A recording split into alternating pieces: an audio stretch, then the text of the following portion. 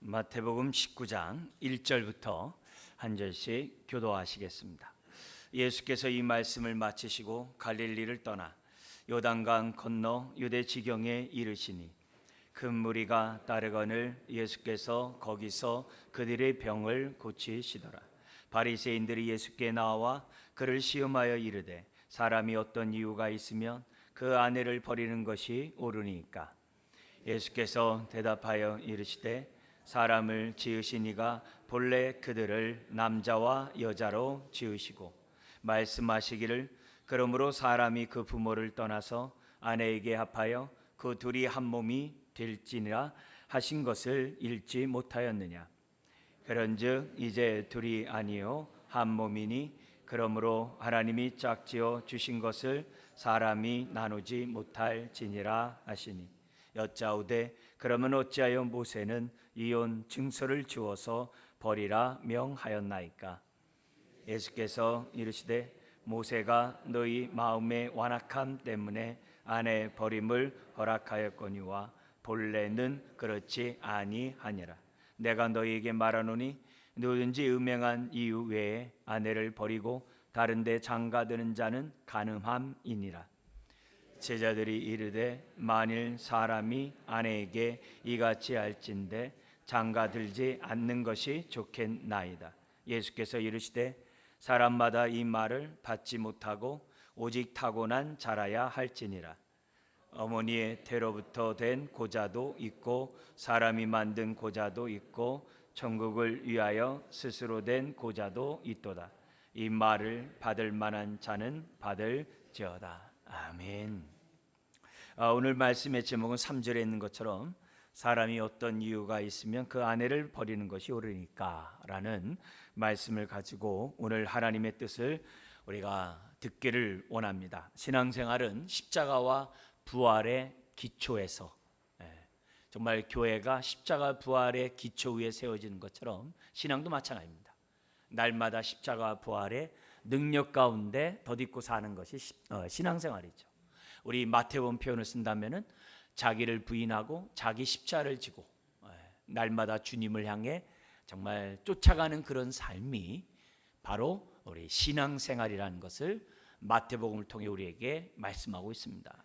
18장과 같이 우리가 겸손하고 7번, 70번까지라도 용서할 수 있는 것은 자기 부인하지 않으면 안 돼요. 십자가 앞에서 정말 자기를 부인하지 않으면 안 돼요.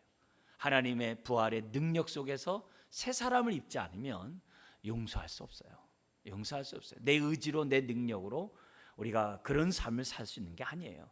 십자가와 부활의 능력으로 옛사람을 못 받고 새 사람을 덧입을 때 저와 여러분들이 신앙생활 할 수 있다는 사실을 잊어서는 안 됩니다. 오늘 우리가 보는 이제 19장에 마태복음 19장에 크게 이제 세 가지 사건이 나와요. 이혼에 관한 이런 문제에 대해서 우리가 어떤 시각으로 바라봐야 되는가. 또 어린아이들, 그 당시 소자와 같은 또 약자와 같은 정말 어린아이들을 어떤 시각으로 바라봐야 되는가. 그리고 영생에 관한 그러한 질문 속에서 주님의 답변 가운데 나오는 그러한 영생을 얻기 위해서 우리들이 어떻게 살아야 되느냐라는 그 메시지에서 너희 재산을 팔아 가난한 자에게 다 주라 그리고 날 쫓으라 라고 하는 그 메시지 속에서의 그 주님의 그 의도가 무엇인가를 지금 19장에 우리들에게 보여주고 있는데 그것은 다른 게 아니라는 거예요. 율법의 핵심인 정말 그 긍휼함, 그 자비함, 예수님이 우리를 긍휼히 여겼듯이 하나님 우리를 긍휼히 여겼듯이 정말 긍휼을 이루어가는 삶이 날마다 자기를 부인하고 자기 십자를 지고 따라가는 삶이요 십자가 부활의 능력 가운데 사는 삶임을 19장에서도 계속 우리들에게 말씀하고 있는 것을 보게 됩니다. 오늘은 우리가 이혼에 관한 이혼 논쟁을 통해서 하나님의 뜻을 우리가 살펴볼 텐데 이 문제를 바라보는 우리의 시각 또한 긍휼히 여기는 자는 긍휼히 여김을 받을 것이다 라는 그런 안목에서 이런 우리의 삶의 난제 이런 문제들을 우리가 봐야 한다는 것을 오늘 본문이 우리들에게 말씀하고 있습니다. 1, 2절에 나와 있는 그 내용은 오늘 본문의 그러한 배경으로 이해하는데 우리가 도움이 되는 그런 말씀입니다. 우리 주님이 저 북쪽 그 갈릴리에서 18장의 말씀 7번 70번까지라도 용서하라, 이런 말씀을 마치시고 예루살렘으로 올라가시는 여정 가운데 오늘 본문이 이제 이 사건이 발생하게 됩니다. 북쪽에서 이 남쪽에 예루살렘으로 올라가는 그 길은 크게 세 길이 있어요. 저 지중해 연안 해안길을 따라서 올라가는 길이 있고, 족장의 도로라고 그럽니다. 산지를 중심으로 이 족장들이, 아브라함과 이삭과 야곱이 주로 다녔던 그런 족장의 길을 통해서 예루살렘에 올라가는 길이 있습니다. 근데 이 길은 중간에 사마리아라는 땅이 있기 때문에 예배를 드리러 가는 이스라엘 사람들이 잘 안 가요. 부정탄다고 해서 그 족장의 길로 이게 들어서지 않고 주로 어디로 가냐면, 오늘 예수님이 우리들에게 지금 이렇게 보게 하는 이 본문처럼 요단강을 건너가지고 갈릴리에서 이렇게 남쪽으로 내려오다가 요단강 동쪽으로 건너갔다가 거기가 유대 지경이 있어요.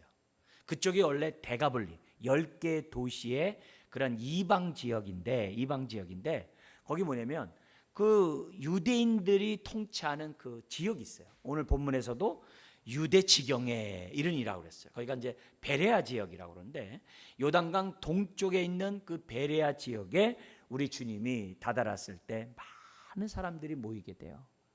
그래서 많은 사람들이 모인 그곳에서 우리 주님이 뭐냐면 메시아로서 병든 자들을 치유하는 사건이 오늘 본문 2절에 나오는 것을 보게 됩니다. 그 유대의 지역을 통치했던 왕이, 여러분이 잘 알다시피 세례 요한의 목을 베었던 헤롯 안티파스, 갈릴리 서쪽과 지금 요단강 동쪽 베레아 지역을 통치하는 왕이 세례 요한의 목을 베었던 안티파스가 통치하는 지역이거든요.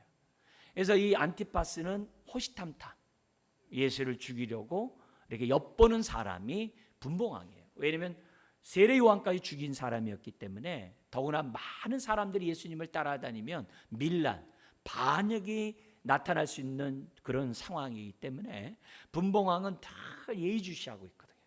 주목해서 보고 있거든요. 그래서 우리 주님이 한 곳에 오래 머물지 않으세요. 계속 이동하세요. 어떤 때는 저 북쪽의 두로 지역, 이런 지역을 막 다니면서 우리 주님이 하나님의 말씀을 또 제자들에게 제자 훈련시키셨던 그런 주님이거든요. 그러니까 오늘 본문에서 우리는 그런 자객이 온 자들에게 병든 자들을 고치는 이런 모습이 나옵니다. 자, 그러면 사람들이 치유함을 받고 그랬을 때 보통 정말 일반적인 생각은 어떻게 했어요? 사람들의 마음은 하나님께 영광 돌리고 감사하고 할렐루야 하면서 막 그래야 될 거 아니겠습니까? 야, 예수님이 저렇게 오는 자들마다 다 병을 고치다니 참 하나님 놀랍다. 예수님이 구약에서 예언한 그 약속하신 메시아가 맞구나, 또 맞는가 보다, 이렇게 생각하면서 예수님에게 대해서 마음을 열고 예수님에서 우호적인 자세를 갖는 것이 일반적인 사건이겠죠. 근데 3절에서는 바리새인들이 주님 앞에 나와서 예수님을 시험하고자, 그 당시 바리새인들 가운데 가장 큰 논쟁 가운데 하나가 이혼 문제예요. 그 이혼 문제에 대해서 예수님에게 질문하는 거예요. 질문하는 의도는 배우려고 함이 아니에요. 시험하고자. 이미 앞에서 2절에서 병든 자를 고치셨을 때에는 사람들의 마음이 뭐예요? 예수님에 대해서 좋은 마음으로 봐야죠. 왜냐하면 예수님은 죄인을 위해서 오셨지 의인을 위해 오시지 않다 그랬거든요. 병든 자를 위해서 오셨지 건강한 자를 위해서 오시지 않았다 그랬거든요. 이사야 53장에 특히 5절 같은 데 보면 주님이 이 땅에 오신 목적은 우리의 허물뿐만 아니라 우리의 죄를 위해 이 땅에 오셨다고 그랬어요. 뿐만 아니라 계속해서 뭐냐면 주님이 왜 징계를 받고 왜 채찍을 맞느냐, 우리의 평화와 우리의 병 나음을 위하여 채찍을 맞았다고 그랬어요. 그러니까 예수님이 이 땅에서 죄를 사하고 병든 자를 고치시는 모습을 통해서 사람들이 되대요. 와, 메시아 맞구나. 여러분, 이런 예수님을 볼 때 그분은 뭐 능력이 많은 분이야, 이렇게만 보지 마시고 구약에서 약속하신 그 메시아가 바로 예수님이구나 라는 시각을 가지고 예수님의 치유의 사역을 봐야 되거든요. 주님이 이 마음으로 하나님 나라가 드디어 이 땅에 임했구나, 그런 시각에서 예수님의 죄사함과 병고침을 우리가 봐야 되잖아요. 그러면 그런 상황이면 당연히 정말 할렐루야 함에도 불구하고 바리새인들의 마음은 닫혀 있는 거예요. 열려 있는 거예요. 오히려 시험하고자, 정말 이혼의 문제를 갖다가 지금 뭐예요? 어떤 이유가 있으면 그 아내를 버리는 것이 옳으니까 하면서 바리새인들이 예수님을 시험하고자 질문했던 것을 보게 됩니다. 여러분, 그 당시에 바리새인에게서는요, 두 학파가 있었어요. 두 그룹이 있었어요. 하나는 본토 바리새인들이 있어요. 이 본토는 예루살렘 중심으로 한 바리새인들인데 샴마이파라고 그래요. 샴마이 학파라고 그러는데 이들은 예식을 중시 여겨요. 율법의 형식을 중시 여기는 사람들이에요. 이 사람들은 굉장히 엄격하고 보수적이에요. 그래서 이혼의 문제에 있어서는 여기 나오는 음행위에는 안 돼요. 반면에 힐렐 학파가 있어요. 우리 힐렐 학파 하면 낯설어요. 그렇지만 성경에 보면 힐렐이 우리에게 굉장히 익숙한 사람인데요. 그 학파들은 누구냐면 외국 사람들. 유대인 중에서 본토에서 태어나고 자란 자들이 아니라 외국에서 태어나고 자란 자들이 있어요. 그런 사람을 중심으로 지금 뭐냐면 모인 학파가 이 힐렐 학파라는 사람들이 있어요. 이 사람들은 의식, 예전보다도 율법을 강조해요. 특히 바벨론 포로로 끌려갔던 사람들을 중심으로 그들은 형식보다도 말씀을 중히 여기는 사람들이 힐렐 학파예요. 성경에 보면은 예수님이 태어나가지고 40일에 결례를 행하게요. 성전에 가서 제사를 드릴 때 예수님을 안았던 그 시몬이라는 사람이 힐렐의 아들이에요.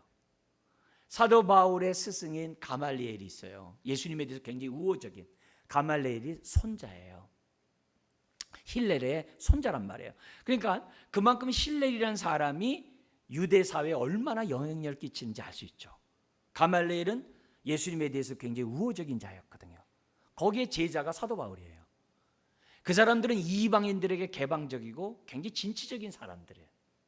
그리고 핵심적인 말씀의 그 원리대로 살고자 했던 사람들이 힐렐이에요. 그러니까 이런 사람들이 모여 있는 거예요. 이런 이 바리새인 중에서 이 두 파가 갑론을박하면서 늘 싸우고 그러는 거예요.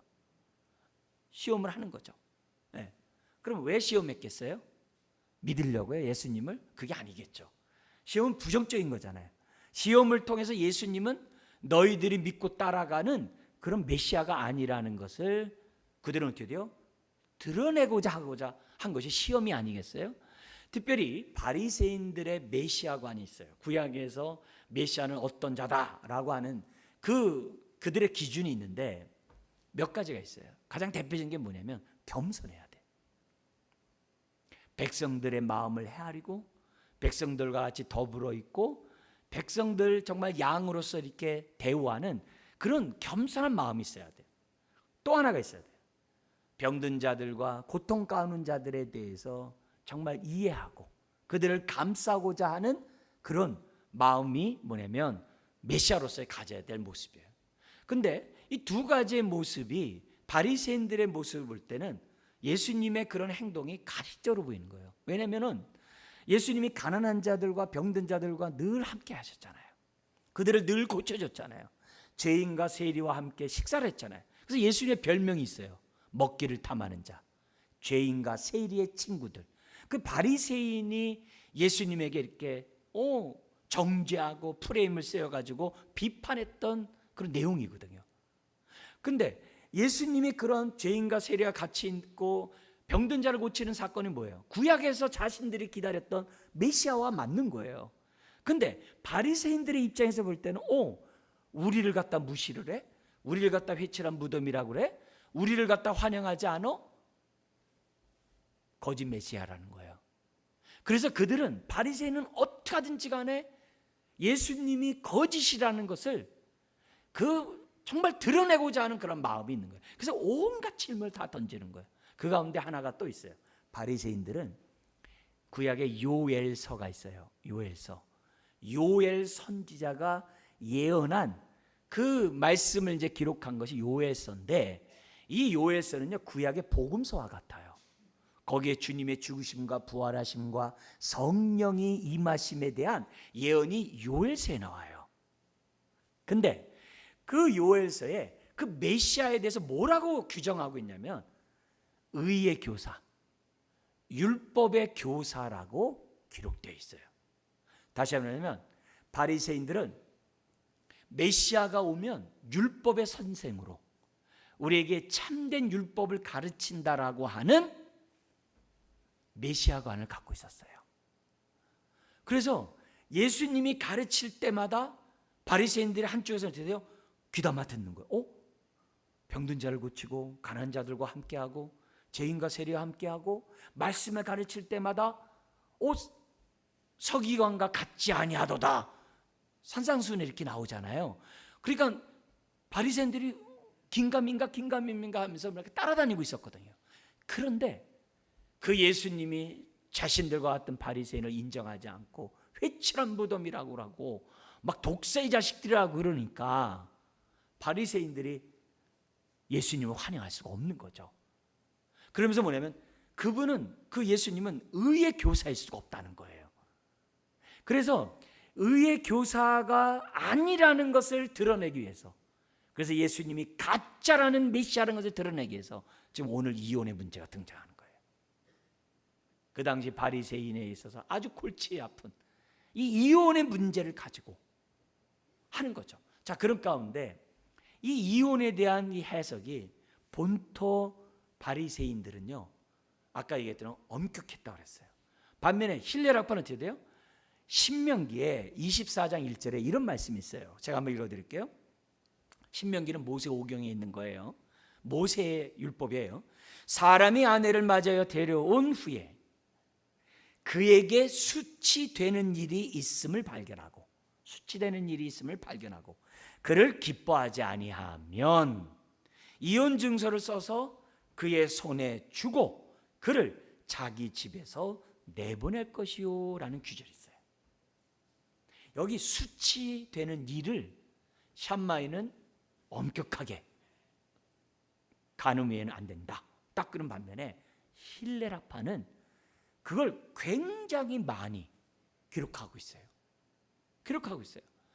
그러니까 어느 정도로 그것을 갖다가 기록하냐면 다른 게 아니에요. 거기 보면은 우선은요, 바리새인답게 모세 율법을 갖다 드려야 돼요.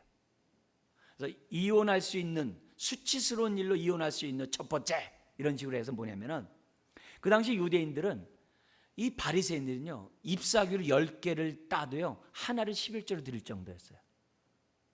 굉장히 엄격한 자들이 뭐냐면 바리새인이었어요. 근데 그 바리새인이 뭐라고 그러냐면은 하나님 앞에 11조를 드리지 않는 음식을 대접했을 때, 아니 남편에게 하나님 앞에 11조를 드리지 않고 남편에게 음식을 대접할 때 수치스러운 일로 이혼이 되는 거예요. 심지어는 소제를 드릴 때에도 뭐냐면은 떼어놓고 뭐냐면 음식을 하는데 소제를 드려야 될 그 떡을 구분하지 않고 그냥 가족에게 대접했을 때, 그건 율법을 모른다고 해가지고 바리새인들이 수치스러운 일이라고 해서 잘라버렸어요. 이건 좀 그래도 어느 정도 그래도 율법을 중히 여기는 바리새인이니까 뭐 그럴 수 있겠다 생각할 수 있어요. 근데 그 다음에 전통에서부터 나오는 말들이 굉장히 많아요. 그걸 보면요 혀를 둘러요. 예를 들면 여성이 자기 그 아내가 머리카락을 바깥에 내놓고 긴 머리 날리면서 길거리를 나갔을 때 이혼 사유가 돼요. 제가 처음 이스라엘을 갔을 때 그 같이 갔던 그 선교사님이 얘기하시더라고요. 저기 여성들의 얼굴을 한번 보라는 거예요. 머리를 한번 보라는 거예요. 보니까 똑같아요. 머리 스타일이 너무 비슷한 사람들이 너무 많이 다니는 거예요. 그래서 왜 그러지? 이게 저게 유행이에요? 그랬더니 다 가발이라는 거예요. 이게 쓰고 있는 사람들 가발이라는 거예요. 그래서 왜 가발이니까 머리카락을 사람에게 보이면 안 된다는 거예요. 그러니까 그 전통이 지금 지금까지 있는 거예요. 이스라엘에. 아랍에서는 뭐예요? 완전 뒤집어 쓰고 있는 그 모습이 다 그런 전통이에요. 뿐만 아니라 물레질을 하는데 사람이 보는 앞에서 손을 보였을 때 이혼의 사유가 된다는 거예요. 그리고 지나가는 남자와 이야기를 할 때 심지어는 말이 집 밖에 크게 좋지 않은 말이 나갈 때, 이런 조건들이 너무 많은 거예요. 이런 조건이 있으면 뭐냐면 이혼할 수 있는 그런 수치스러운 일이 된다는 거예요. 그게 예수님 당시에, 모세 시대뿐만 아니라 예수님 당시에 너무 팽배했던 그런 상황이에요. 그래서 그 당시에 사람들은요, 남자들이 이혼을 너무 쉽게 하는 거예요. 근데 그냥 이혼하면은 배상을 해줘야 되기 때문에 수치스러운 죄목을 씌워가지고 배상을 하지 않으려고 하니까 그 조건들이 너무 많은 거예요. 이런 상황에서 지금 뭐예요? 예수님에게 와가지고 지금 이혼하는 것이, 어떤 이유로 이혼하는 것이 옳으니까? 라고 질문해요. 이게 보통 심각한 문제가 아니에요. 엄격하게 얘기하면 산마의 편이네. 넓게 얘기하면 저 힐레 아파네. 얼마든지 그럴 수 있는 거예요. 근데 우리가 생각하는 이 시험이라는 단어가 우리는 그냥 넘어지게 하는 거 시험으로 생각해요. 근데 히브리인들의 시험하다는 얘기는 그 사람의 정체를 드러냄 이라는 단어예요. 그러니까 이런 시험을 통해서 바리새인들이 요구했던 것은 뭐냐면 거짓 메시아다, 거짓 선지자라는 것을 드러내고자 하는 의도 속에서 이런 행동을 했다는 것을 알 수 있어요. 하여튼 바리새인들은요, 수치스러운 얘기를 굉장히 아주 막 다양하게, 심지어는 엄격한 잣대를 둬요. 레위기 21장에 보면은 아론의 후손이 제사장으로서 제사장이 될 수 없는 흠결 사항이 쭉 나와요.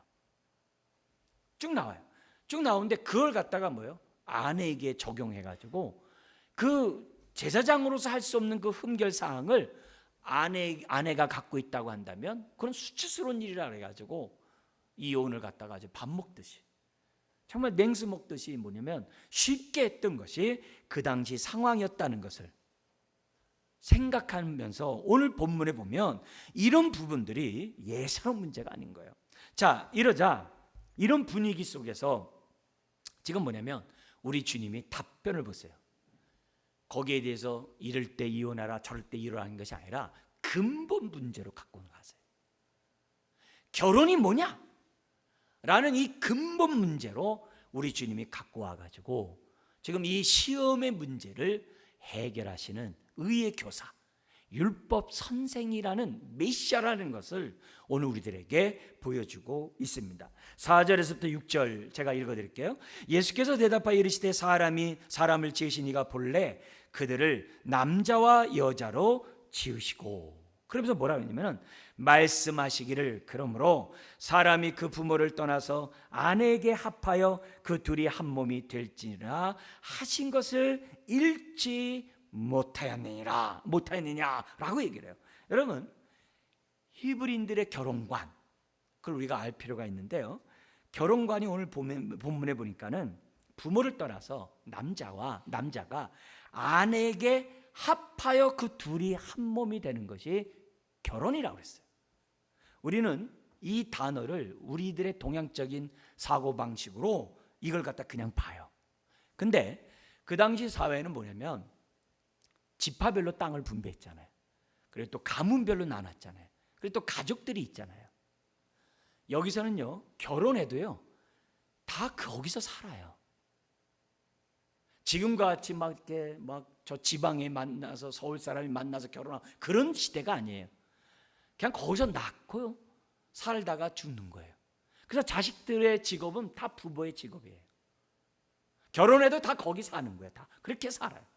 다 이렇게 가문끼리 결혼하고 다 그런 시대예요.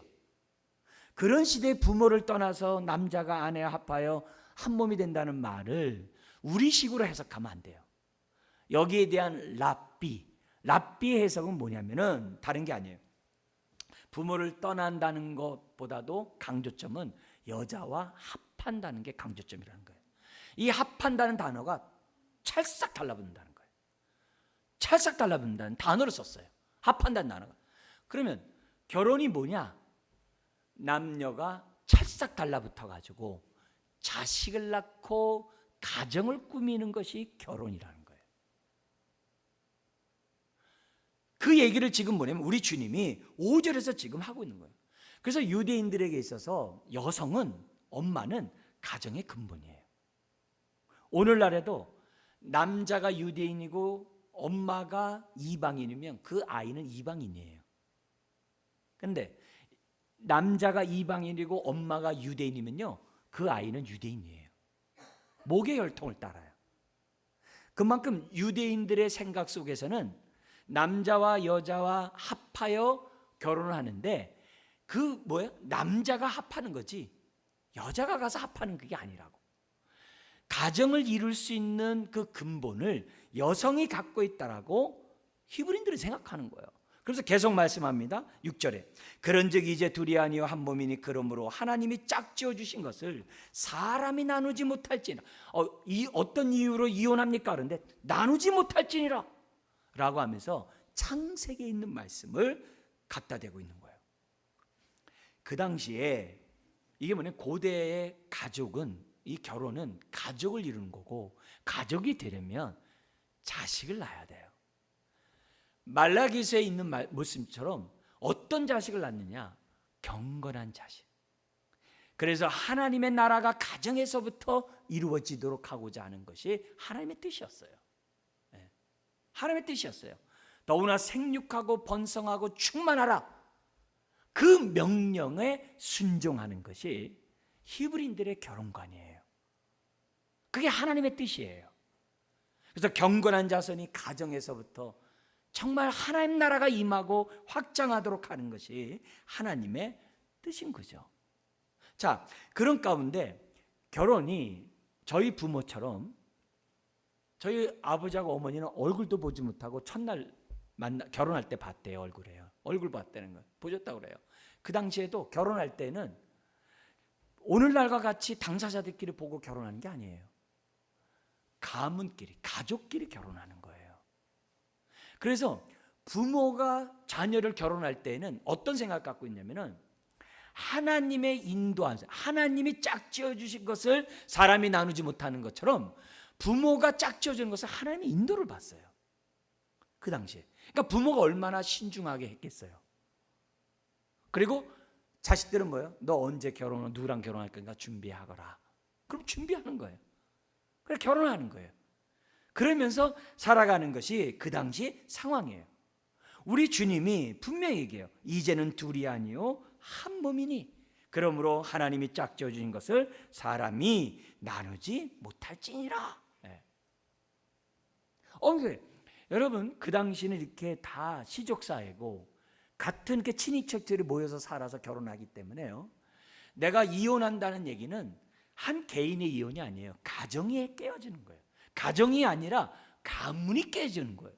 그러면 어떻게 돼요? 사회의 근간이 무너져요. 그런 상황에서 우리 하나님이 원하는 뜻은 뭐냐면 나누지 못하니라 라고 창세기에 분명한 메시지를 지금 우리에게 하신 거거든요. 근데 예수님의 삶, 뭐냐면 그 삶이 지내오면서 어떤 지경에 이르렀냐면은 7절 같이 한번 읽어볼까요? 여짜오되 그러면 어찌하여 모세는 이혼 증서를 주어서 버리라 명하였나이까. 여기 보면 왜 모세는 그럼 이혼 증서를 써주라고 했어요? 나누지 못할지라. 그러면 모세는 그러면 하나님의 뜻을 어긴 겁니까? 라고 바리새인이 지금 주님이 말씀이 떨어지자마자 지금 얘기해요. 왜 모세가 이혼 증서 써줬어요? 이혼 증서 써주라는 것은 이혼이 합당하다는 거 아닙니까? 더구나 수치스러운 일에 이혼하라고 했잖아요. 근데 예수님 당시는 아전인수격으로 남성 위주로 별의별 이유로 음식을 못해도 이혼 조용히 된다라고 막 기록이 다 돼 있어요. 그게 심지어 남편 말을 듣지 않아도 이혼할 수 있다, 이런 얘기 다 기록되어 있단 말이에요, 문서로. 그러니까 그러면 왜 모세가 왜 이혼 증서 써줬어요? 왜 이렇게 말 같지 않은 소리 합니까? 하면서 바리새인들은요, 예수님이 의의 교사가 될 수 없다는 것을 지금 책 잡고 있는 거예요. 그런 모습이에요. 여러분, 요 메시지를 우리가 잘 기억하면 뭐냐면요, 모세 이전에는 이혼이 쉬웠어요. 그 당시 글을 보면요, 말로 하면 돼요. 나 당신과 더 이상 살 수 없어. 당신 집으로 가시오. 그럼 끝이에요. 화가 나가지고 나 인생 안 살래. 그럼 끝이에요. 근데 모세 시대에 들어오면서 율법을 통하여 하나님이 모세를 통해서 딱 말씀을 줬어요. 뭐냐? 이혼 증서를 써서 보내라. 여러분, 이혼 증서를 왜 쓰라고 했을까요? 감정으로, 흥분으로 말을 내뱉었던 그런 상황에서, 이혼되던 상황에서 이혼 증서를 쓰면 어떻게 돼요? 재판정에서 장로들 앞에서 뭐냐면 허락을 받아야 되잖아요. 법정 허락을 받아야 되잖아요. 그 기간 동안 감정이 다 가라앉을 수 있거든요.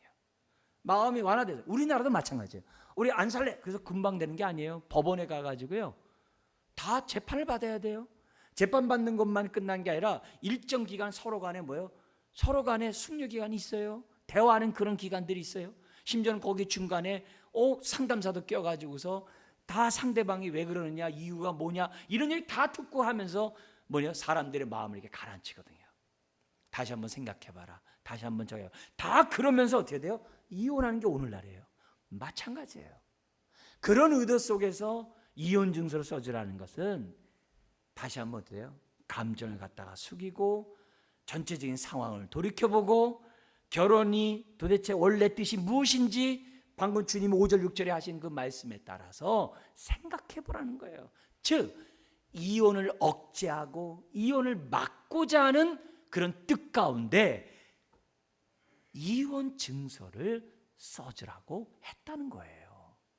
더구나 그 당시에는요, 이혼하면요 여성이 더 이상 법적인 보호를 받지 못해요. 그래서 하나님은 고아와 과부의 아버지라는 것이 다른 의도가 아니에요. 복제 사각지대에 있어가지고 아무런 권리 주장을 못해요. 이런 속에서 어떻게 돼요? 이혼 증서를 씀으로써 그 사람의 다시 재혼할 수 있는 그러한 자격이 부여되는 거예요. 새 출발할 수 있는 기회가 부여되는 거예요. 그런 의미에서 이혼 증서는 뭐예요? 남자를 위한 것이 아니라 여성을 보호하기고자 하는 하나님의 긍휼함이었어요. 근데 이것이 남성 위주로 아전인습격으로 돼가지고 예수님 당시에서는 너무나도 쉽게 악용하는, 이혼 증서 써주라는 것을 악용하는 그런 시대가 되었다는 것을 저와 여러분들이 기억해야 돼요. 이걸 아시는 주님께서 8절 9절에 이런 얘기합니다. 뭐라고 그러냐면은 예수께서 이르시되 모세가 너희 마음의 완악함 때문에 뭐라 그래요? 아내 버림을 허락하였거니와 본래는 그렇지 아니하니라. 내가 너희에게 말하노니 누구든지 음행한 이후에 아내를 버리고 다른 데 장가드는 자는 간음함이니라 하면서요, 아주 엄격하게 본래 그런 하나님의 뜻에 따라서 주님이 다시 한번 답변을 하고 있는 거예요. 여러분, 이거는요 그 당시에 잘못된 결혼관의 통념을 깨는 거예요. 정말 바리새인들조차도 잘못 생각하고 있는 그 통념을 깨고 있는 것이 지금 뭐냐면 주님의 답변인 거예요. 주님 뭐라 그래요? 너희들의 완악함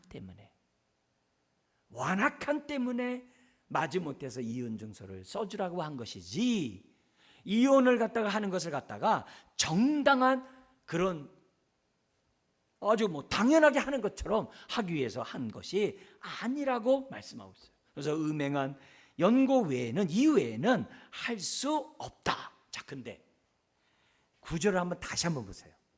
모세 오경에는요 여자의 음행이라는 것이 딱 규정되어 있는데 여긴 지금 뭘로 되어 있어요? 주체가 여자가 아니라 남성이 되어 있어요. 남편이 되어 있어요. 한번 잘 보세요. 내가 너희에게 말하노니 누구든지 음행한 이유 외에 아내를 버리고 다른 데 장가들면 그 남자도 간음한 거고 그 여자도 간음한 거라는 거예요. 자기 아내를 버리고 딴 데 장가 버리면 다 뭐예요?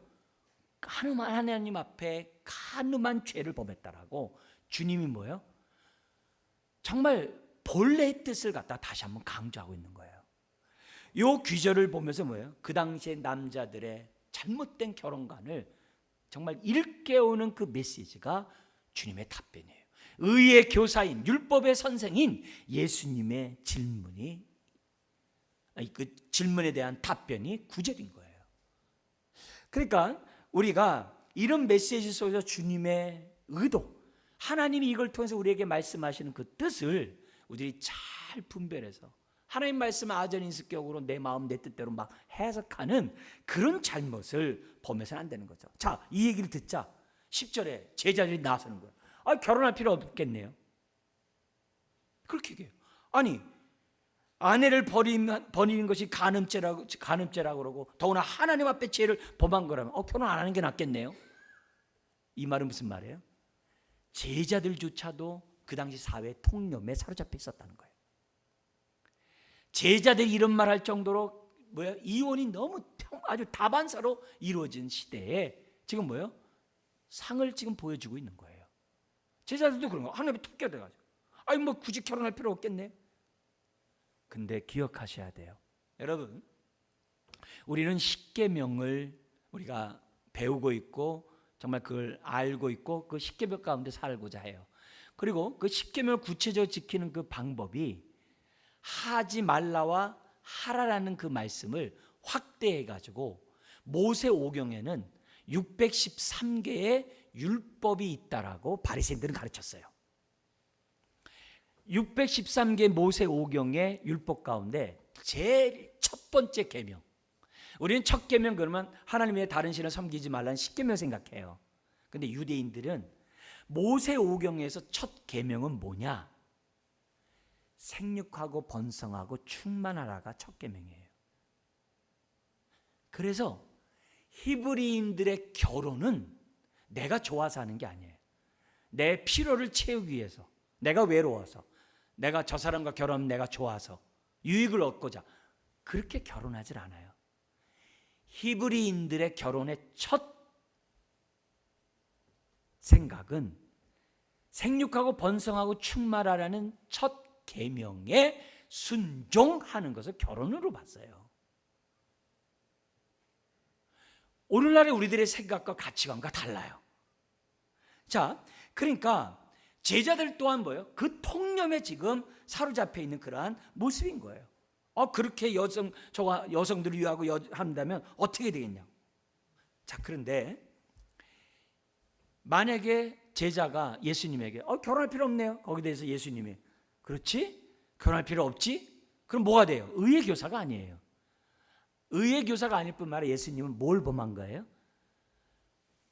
모세오경에 있는 첫 하나님의 명령을 어기게 하는 죄를 범하는 거예요. 예수님이. 그래서 말이 안 되는 거예요. 말이 안 되는 거예요. 자, 이게 어느 정도냐면은 예수님 당시에 랍비의 기록이 있어요. 예수님 당시에 랍비의 기록이 있는데 선생님의 기록이 있는데 그 이름이 탐훔이라는 사람의 그 랍비가 있어요. 뭐라고 되어 있냐면은 아내가 없는 유대인들은 세 가지가 없대요. 하나는 행복이 없고요. 하나는 하나님의 축복이 없고요. 하나는 좋은 것이 없는 거래요. 결혼하지 않으면 행복과 축복과 좋은 것이 없다. 왜냐? 신명기 14장 26절에 뭐라고 됐냐면 탐훔이 이렇게 얘기를 했어요. 내 하나님 여호와 앞에서 너와 내 권속 가족이 함께 먹고 즐거워 할 것이며 라고 말씀하셨기 때문이다 라고 랍비가 얘기를 했어요. 우리가 잘 아는 시편 127편 128편이 뭐예요? 바로 이것을 배경으로 하고 있어요. 한 상에 둘러앉아 있는 그 가족들이 너무나도 복되다는 그 찬송이 시편 127편 128편이거든요. 그게 뭘 얘기하냐면 지금 그 당시에 이런 말씀들을 배경으로 하고 있는 거예요. 그래서 유대인들은 결혼하는 것이 하나님의 계명에 순종하는 것으로 생각하면서 결혼을 했다는 거예요. 왜요? 경건한 자손들을 출산함으로 하나님의 나라가 이 땅에 확장되어 가도록 그런 의식 속에서 결혼했다는 거예요. 근데 이런 것들은 온데간데 없고 예수님 당시에 제자들조차도 잘못된 결혼관에 지금 빠져있는 그런 모습을 보는 거예요. 그러니까 우리 주님 뭐라 그래요? 거기에 답변을 하는 겁니다. 뭐라 그러냐면은 11절 12절인데 사람마다 이 말을 받지 못하고 오직 타고난 자라야 할지니라 하면서 뭐라 그러냐면 어머니의 태로부터 된 고자가 있고 사람들이 만든 고자도 있고 천국을 위하여 스스로 된 고자도 있도다. 그러면서 뭐라 그러냐면은 이 말을 받을 만한 자는 받을지어다라고 답변을 딱 했어요. 그러면 예수님이 12절에서 했던 이 말이 뭐냐? 고자라는 것은 여러분도 잘 알다시피 이 자식을 낳을 수 없는 그런 상황을 얘기하는 거죠. 근데 여기 세 번째 말한 주님의 고자가 있어요. 뭐냐면 천국을 위하여 스스로 된 고자가 있다는 거예요. 똑같은 글, 그 당시 1세기 랍비 시몬이라는 그 랍비의 그 글이 탈무드에 기록되어 있어요. 그 탈무드에 보면은 어떤 기록이 있냐면은 여기 천국을 위하여 스스로 고자된 랍비의 기록이 나와 있어요. 어떻게 거기에 기록되어 있냐면은 시몬이라는 사람이 탈무드에 뭐라 하냐? 나는 결혼하지 않았다. 그러면서 뭐라 하면은 세상의 인구는 다른 사람에 의해서 유지될 수 있다. 하나님의 나라는 그렇지 않다.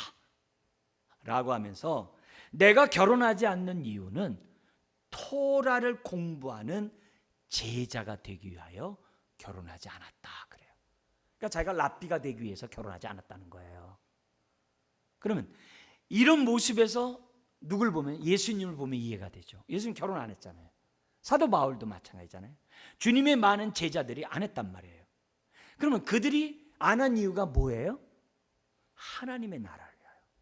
그래서 우리 성경은 고자라고 번역을 했습니다만 그건 우리들의 언어고 히브리 말로 이 단어는 뭐냐면 중간된 자, 중간인 자, 중간. 남자도 아니고 여자도 아니고 그 중간인 자를 갖다가 고자라고 그랬어요. 우리는 그걸 갖다 고자로 번역했습니다만 중간 사람이라는 거예요. 왜요? 하나님 나라를 위하여. 주님과 주의 제자들처럼 그런 자들이 있다 하면서 우리 주님 뭐라 그래요? 이 말을 받을 만한 자는 받을지어다. 딱 그렇게 한 거예요. 자, 그러면 오늘 이 말씀을 통해서 우리가 하나님이 이걸 통해 우리에게 주고자 하는 하나님의 의도가 뭐냐? 주님은 이걸 통해서 자기를 시험하는 자뿐만 아니라 제자들뿐만 아니라 주변 있는 사람들에게 가르치고자 하는 하나님의 뜻이 뭔가? 한번 정리해 본다면 첫 번째는 뭐냐면 이혼을 생각하기 전에 결혼이 무엇이냐는 거예요.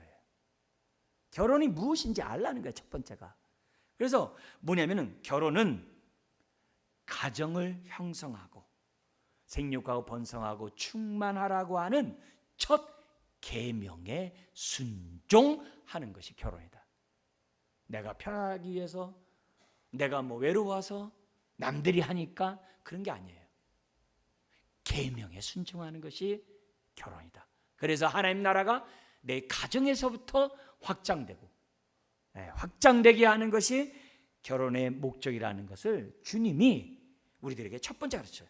그래서 뭐라고 그러냐면 6절에 그런즉 이제는 둘이 아니요 한 몸이니 그랬어요. 한 몸.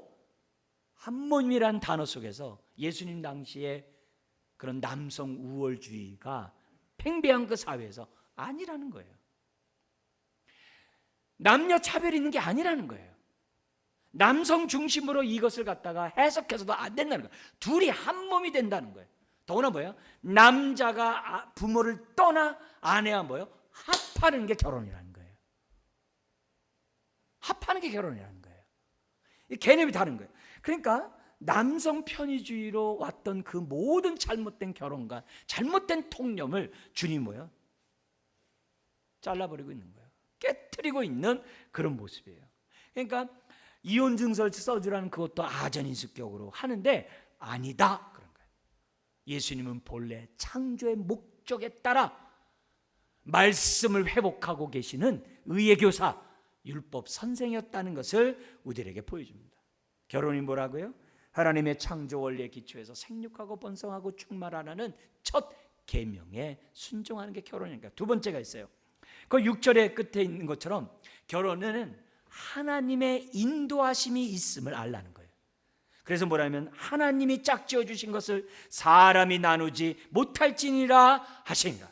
그래서 이혼하기 전에 뭘 생각하는 거예요? 하나님이 짝져줬다는 것을 생각해보라는 거예요. 하나님이 짝져줬다는.